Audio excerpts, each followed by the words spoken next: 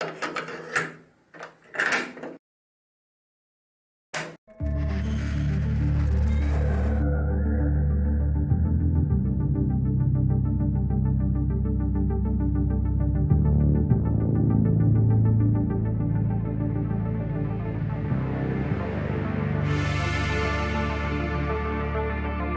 fui uma daquelas crianças dos anos 80, em Manaus. Eu já sou um dos primeiros filhos de um fenômeno social chamado videolocadora. Foi daí por diante, é isso que eu quero fazer na minha vida, né?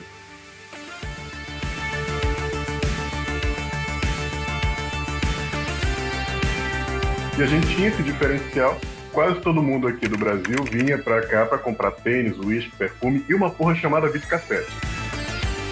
Pra gente, aquilo que parecia um produto de outro planeta, que muitas pessoas não tinham acesso, a gente teve um relativo acesso muito cedo.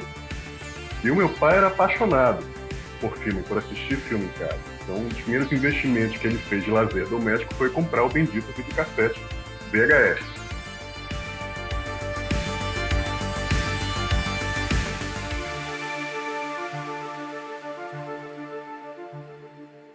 Série Vagalume, voltando aí pro tempo do colégio. Porque a escola passava, dentro de literatura, todos aqueles livros clássicos que a turma odiava ler, mas dentro do mesmo bimestre em literatura você tinha aquelas janelas que você colocava autores mais populares, que é onde entrava a série Vagalume. E era quando eu não me sentia um ET. Tu sabe o tesão da vida que eu tenho pelo Lynch, né? E ele fala que as ideias são como peixes. Quanto mais na superfície você enfiar a mão, menor o peixe que você vai buscar. Se quiser pegar o peixe de verdade, você tem que ir mais fundo. Então, cara, o meu processo ele é muito lacunar, ele é muito fragmentado. Eu primeiro jogo a esponja, vou pegando qualquer coisa e depois eu vou tentando aperfeiçoar isso. Uma ideia nunca surge pronta na cabeça. A história já toda amarrada, contada completa. É uma notícia que eu li que me intrigou, é uma conversa que eu tive com alguém, uma cena de um filme que ficou na minha cabeça, que me trouxe uma outra lembrança. Eu pego aquilo tudo, jogo num caldo junto com a outra memória que eu tinha lá de trás e de repente aquilo combina. Eu deixo o negócio fumegar lá dentro. Quando eu percebo que eu tenho uma linha de texto, quando todas essas coisas abstratas eu consigo traduzir num parágrafo, num diálogo, numa descrição de cena, num conceito, aí, bom, eu tenho alguma coisa aqui. Ali é o meu verdadeiro ponto de partida. Mas eu nunca começo de cara, do início. Eu sempre deixo aquilo amadurecer e questionar e buscar e procurar, até que eu percebo que faz um sentido enquanto narrativa. Aí eu percebo que aquilo vale a pena. Porque a ideia a gente tem os montes o tempo todo, mas nem todas essas a gente vai aproveitar. Nem todas essas têm potencial para se transformar numa história que outras pessoas vão se interessar por aquilo, vão entender o que a gente está falando. Você tem muitas técnicas, mas a forma como você se sente mais confortável escrevendo é uma coisa que vai ser muito pessoal sua. Então, e aprende com o tempo, não é de uma vez, não é na marra. Você vai aperfeiçoando, desenvolvendo isso conforme você se interessa mais pelo assunto e você vai juntando aqui o teu próprio baúzinho de histórias ali. A luz do cinema acende na nossa cara e a gente se dá conta de que final feliz é igual a Papai Noel, Coelhinho da Páscoa, o aumento de salário que a gente espera, mas sabe que é lenda? Então acho que eu vou ter o Ben Hatch, foi judeu ativista na época que era muito perigoso ser isso. Interlúdio, O Anjo da Broadway, Scarface original, tudo. Trabalhou muito com Hitchcock também. Ele trabalha diálogo de uma forma sensacional. O tipo de diálogo que eu acho bacana que tem que ter, que não tem nenhuma palavra que está ali à toa, sabe? Deixa eu tirar tudo que não tem, que não diz nada, e eu vou deixar só aquelas frases que dão coice em quem está assistindo. Ou você é a resposta das minhas preces, ou é o pior canalha que já existiu na face da Terra. O Charlie Kaufman, né? Que desgraçado. A primeira vez que eu assisti a adaptação, acho que foi um dos primeiros filmes que eu parei numa cena e fiquei assim, idiota. Tá, volta, vamos assistir de novo. mas ele é um cara, um roteirista que é do ofício de roteiro. Ele respeita o papel do roteirista dentro de um filme. Ele é um dos poucos roteiristas respeitados que o nome dele vem antes até do diretor.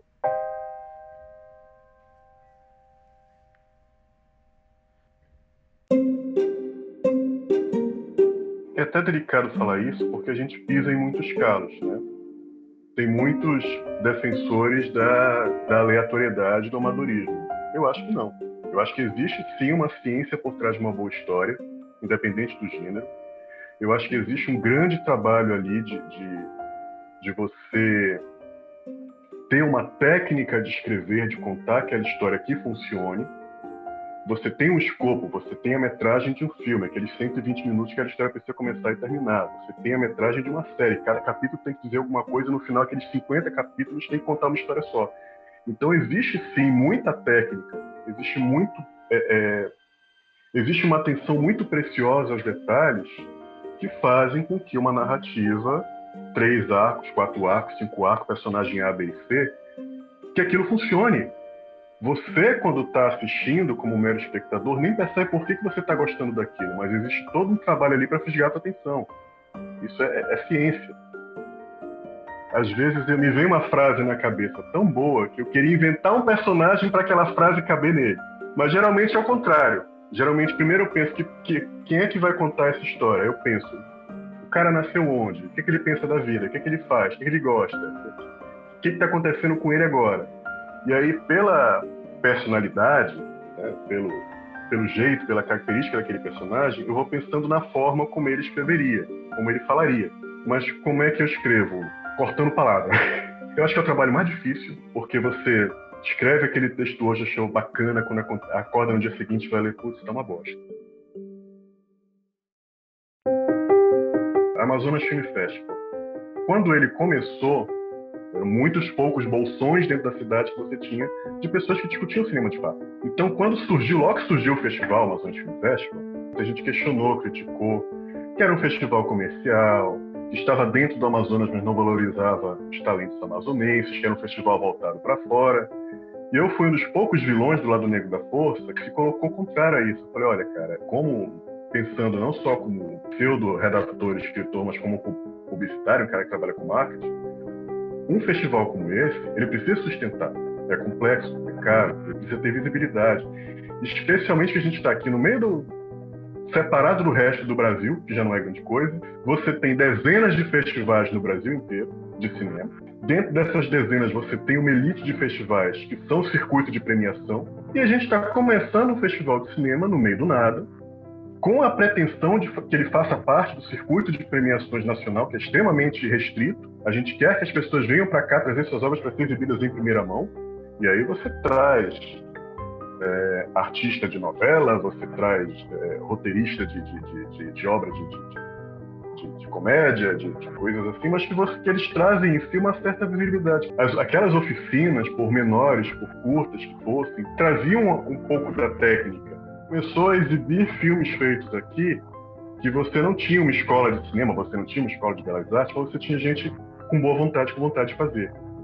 E você começou a ver aquela molecada de comunidade, aquele pessoal que nunca pisou numa faculdade, dizendo, pô, eu faço cinema.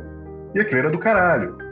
Eu dizia naquela época e sustento hoje que, assim, o Amazonas Film Festival foi a era olimpiana, foi a era de ouro, foi a renascença para quem estava querendo fazer audiovisual aqui, porque você tem um filme que passasse uma parada de ônibus, não interessa, exibiram o teu filme, você é um autor, você está acreditado. Ganhar com Abóbora foi meio surreal, assim, em vários aspectos, porque, como é que eu posso definir? O Abóbora foi uma obra afetiva, não no sentido de amadora, porque eu nunca quis que fosse uma obra completamente amadora, mas eu tinha pleno conhecimento das nossas limitações, né? Da gente como equipe. A princípio, eu era só um maluco solitário, que foi encontrando outros malucos solitários no meio do caminho, e aí dinheiro, não tinha recurso, tinha boas histórias que queria contar, mas que não tinha muito, sequer um processo de formação ou de formatação para uma obra audiovisual. Digo isso com toda sinceridade, né? o primeiro roteiro que eu fiz do Abóbora, eu lembro que depois disso eu comecei a estudar roteiro, que eu tinha oportunidade de ir pra fora, de fazer curso de roteiro, pegar, meu Deus, se um cara desse pega o roteiro do Abóbora, ele ia rir tanto a minha cara. Era uma cacetada de diálogo, que no meio do diálogo eu colocava uma referência de cena. Era uma bagunça do cacete. Eu acho que eu aproveitei muito do privilégio de estar trabalhando numa produtora e peguei muito material emprestado, muita câmera, muito cabo, muito... O próprio pessoal que trabalhava topou fazer, porque não tinha grana para fazer uma produção dessa, né? Eu até brinquei numa entrevista da época, o filme tem 15 minutos, deve ter uma meia hora só de crédito de agradecimento de todo mundo que ajudou e não cobrou nem um centavo por causa disso.